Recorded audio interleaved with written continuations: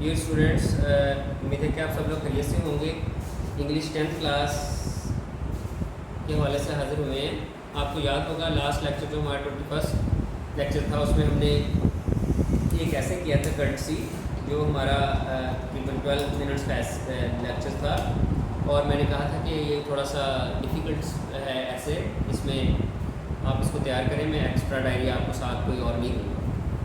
तो आज उसी एक चीज़ को हम आगे बढ़ाते हैं और ऐसे नंबर 5 की रीडिंग करेंगे। लाइब्रेरीज़ जो कि हमारा पीटीपी की बुक का ऐसे है, इसके साथ साथ मैंने इंटेलिजेंट स्टूडेंट्स के लिए नोट्स प्रोवाइड किए हैं एसेस के। लाइब्रेरीज़ ऐसे वो वहाँ से करेंगे, साथ उसके कोटेशंस हैं उनको तैयार करेंगे।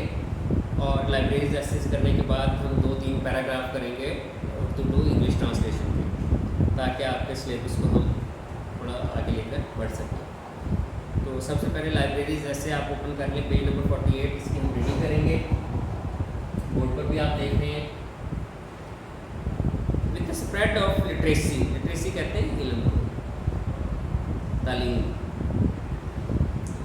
तालीम के फैलाव के साथ लाइब्रेरीज हैज़ बिकम, बन चुकी हैं, present perfect tense. Libraries have become essential tools for learning, सीखने का बहुत अच्छा हथियार। क्योंकि देखिए बेटा, बहुत सारे मेडिकल यूनिवर्सिटीज़ और इंजीनियरिंग यूनिवर्सिटीज़ के जो स्टूडेंट्स हैं वो जब बड़ी क्लासेस में जाते हैं तो उनकी जो बुक्स होती हैं वो रेफरेंस के लिए जो बुक्स उनको चाहिए होती हैं किसी चीज़ की थॉरो स्टडी के लिए, बहुत कॉस्टली होती हैं। तो वो फिर अपनी कॉलेजेस यूनिवर्सिटीज़ की लाइब्रेरीज़ में जाते हैं, वहाँ से वो बुक लेते हैं और अपना रेलेवेंट जो मटीरियल होता है उसकी स्टडी करने के बाद उसको रिटर्न कर देते हैं। हज़ारों रुपीज़ की प्राइस में ये होती हैं। इस वजह से ये उस लेवल पर बहुत ज़्यादा इम्पोर्टेंस होती है लाइब्रेरीज़ की, कॉलेज यूनिवर्सिटीज़ लेवल पर।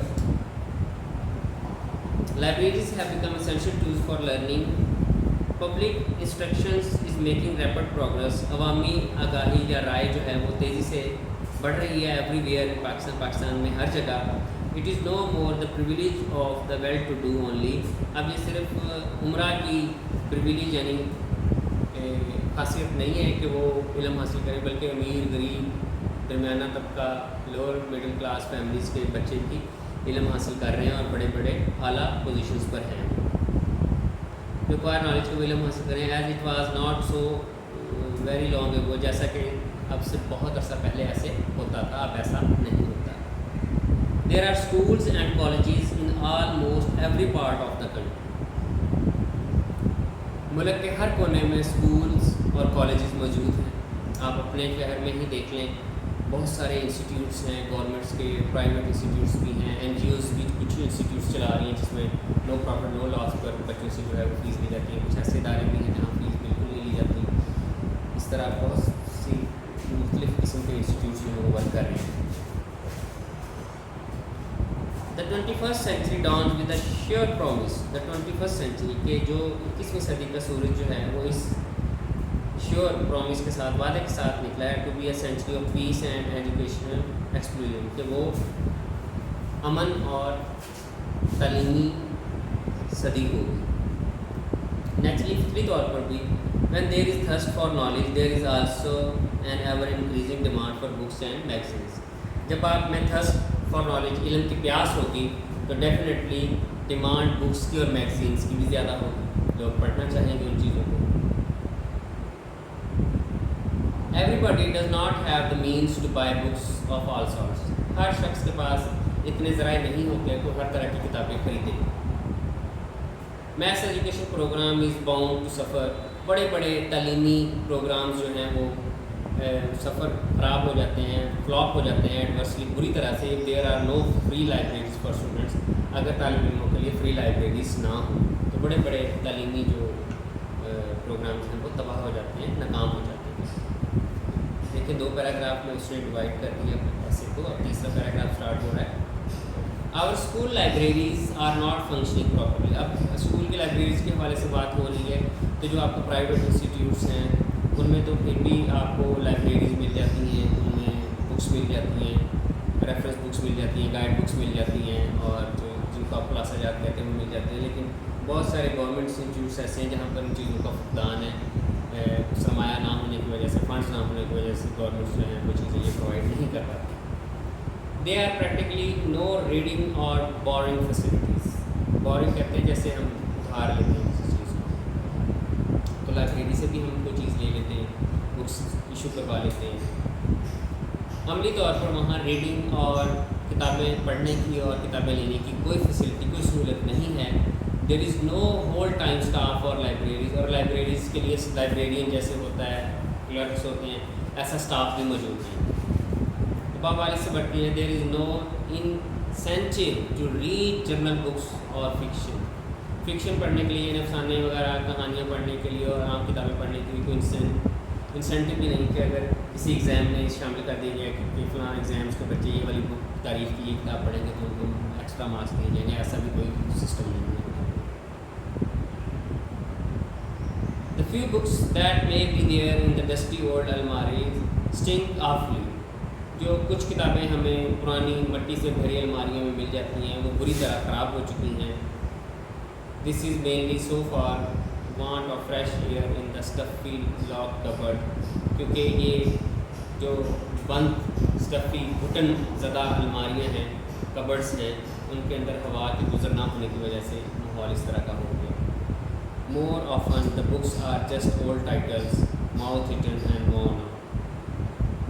ज़्यादातर जो किताबें हैं वो पुराने टाइटल्स की हैं, उनको दीमक लग चुकी है और कीड़े उसको खा चुके हैं किताबों को, आधी किताबें खाई हुई थी, कभी किसी ने निकाली पढ़ी नहीं ना, सफाई ना हो। लास्ट पैराग्राफ में फिर राइटर कहते हैं, libraries obviously play an important role in creating a genuine love for books and interest in current affairs. Current affair भी हालात हाजरा की इंटरेस्ट पैदा करने के लिए और किताबों से एक हकीकी मोहब्बत पैदा करने के लिए लाइब्रेरीज जो हैं वो अपना अहम किरदार अदा करती हैं। Their reading rooms promote a spirit of discipline, उसके जो रीडिंग रूम्स जहाँ बच्चे आकर स्टूडेंट्स आकर बैठ कर पढ़ते हैं, वहाँ पर एक डिसिप्लिन नज़्म ज़ब्त का जज्बा पैदा होता है। रिसर्च, तहकीक का, इंक्वायरी और फेलोशिप का मिलकर बैठ कर काम करने का जज्बा पैदा होता है। Libraries with a variety of attractive titles have a healthy and beneficial effect on the eager minds of the students. Eager minds कहते हैं जो जुस्तजू पसंद दिमाग हो, ईगर जुस्तजू, तो ऐसे स्टूडेंट जिनके दिमाग जुस्तजू वाले हैं उनके लिए जो है वो एक सेहतमंद असर छोड़ती हैं अगर लाइब्रेरीज में किताबें और टाइटल्स अच्छे पढ़े हुए। यहाँ तक आपका बेटा लाइब्रेरीज ऐसे ख़त्म हो गया। अब एक तो आपकी ये डायरी है कि आपने ये ऐसे तैयार करना है, इसके साथ जो आगे हम पढ़ रहे हैं वो अगेन हम पैराग्राफ की तरफ आते हैं। हमारे पैराग्राफ्स हैं और आज हम जो पैराग्राफ पढ़ेंगे वो 21, 22 और 23 यानी 3 पैराग्राफ हम पढ़ेंगे। 21 पैराग्राफ आपको बोर्ड पर नज़र आ रहा है, इसमें ट्रांसलेट करता हूँ मैं। चिड़ियाघर में हमने बहुत से जानवर देखे, ये इंपॉर्टेंट पैराग्राफ है। We saw many animals in the zoo past definite tense, ये जानवर हमने पहले कभी नहीं देखे थे past perfect tense. We had never seen these animals before, हम सब बहुत खुश हुए। We all were very happy, बहुत खुश थे या बहुत खुश हुए, सिंपल टेंस में किया जा सकता है। माई यंगर, मेरा छोटा भाई खास तौर पर खुश हुआ। My younger brother was practically pleased, जब उसने मोर देखा तो खुशी से उछलने लगा। When he saw the peacock, he began to jump with joy, तो खुशी से उछलने लगा। उसने अब्बा जान से कहा, he said to the father and what commas father, क्या आप मुझे एक मोर खरीद कर दे सकते हैं? Can you buy me a peacock? ये बहुत खूबसूरत जानवर है, it is very beautiful animal। अब्बा जान ने बताया कि ये मोर बेचने के लिए नहीं है। The father told him that those peacocks were not for sale, बेचने के लिए नहीं है। पीछे आगे हैं तो प्रेजेंट को शो कर रहा है, लेकिन पीछे भी पास्ट चल रहा है, तो जब आगे प्रेजेंट शो हो पीछे पास्ट हो तो आगे भी हम पास्ट में ही ट्रांसलेट करते हैं। पैराग्राफ 21 हो गया। नेक्स्ट पैराग्राफ 22 है। मेरी वालदा मुझसे बहुत मोहब्बत करती हैं, present definite tense. My mother loves me very much, वो मेरी सेहत का हमेशा ख्याल रखती हैं। She always takes care of my health, ये भी प्रेजेंट डेफिनेट टेंस है। ऐसी खुराक पकाती हैं जो मैं पसंद करता हूँ। She cooks such food as I like, लेकिन मुझे ज़्यादा खाने से रोकती हैं। But she wants me against over eating, ज़्यादा खाना ओवर ईटिंग होता है, ओवर ईटिंग से वार्न करती हैं, रोकती हैं। मुझे अच्छे अच्छे कपड़े देती हैं। She gives me fine cloth, या गुड क्लॉथ भी कर सकते हैं आप। ज़्यादा कीमती कपड़ों के खिलाफ हैं। She is against much costly clothes. मुझे बाकायदा किताबें पढ़ाती हैं। She teach me books regularly. Present definite tense, she teach me. मैं अंग्रेज़ी में ज़रा कमज़ोर हूँ। I am a bit weak in English. लिहाजा उन्होंने मेरे लिए एक उस्ताद रखा है। Therefore she has engaged a tutor for me. रखा है, रख चुकी हैं, प्रेजेंट टेंस को शो कर रहा है। मुझे रोज़ाना पढ़ने की ताकीद करनी है। शी अर्ज मी टू स्टडी डेली। ताकीद करना, अर्ज मी टू स्टडी डेली। इन दोनों पैराग्राफ को एक नज़र देखें आप। फिर हम 23rd पैराग्राफ की तरफ चलते हैं। 23rd पैराग्राफ इंपॉर्टेंट पैराग्राफ है। औरंगज़ेब बड़ा नेक दिल और खुदा तरस बादशाह था। Aurangzeb was kind hearted and God fearing. खुदा तरस काइंड हार्टेड नेक दिल बादशाह था। वो बहुत सुबह सवेरे जाग उठता, खुदा की इबादत किया करता था। He used to get up early in the morning and worship God. इसने अपने अहद हुकूमत में ये हुक्म जारी कर रखा था कि सुबह बिस्तर से उठकर खुदा की इबादत करो और नेक काम करो ताकि सारा दिन खुशी खुशी गुजर जाए।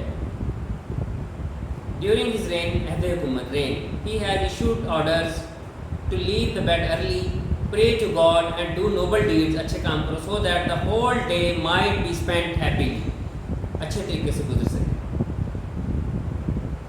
वो खुद सूरज निकलते ही दरबार लगाता है। He himself held court with the sunrise. गरीबों, मोहताजों, मजलूमों की फरियाद सुनता है। Listen to the petitions of poor, गरीब, needy, ज़रूरतमंद and the oppressed, मोहताजों की ये फरियाद सुनता। वो इनसे मोहब्बत से पेश आता। He treated them with love.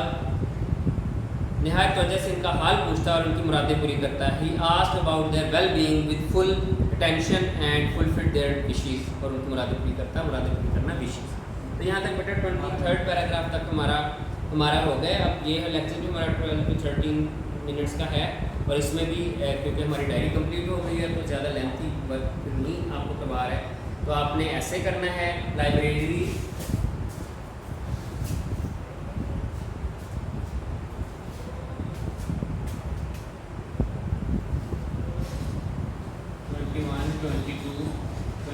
Para, ये आपकी ऐसे है लाइब्रेरीज, और 3 पैराग्राफ 21 से 23 ये आपने लर्न करने हैं। इंशाल्लाह नेक्स्ट लेक्चर्स के साथ फिर हाजिर होंगे। तब तक के लिए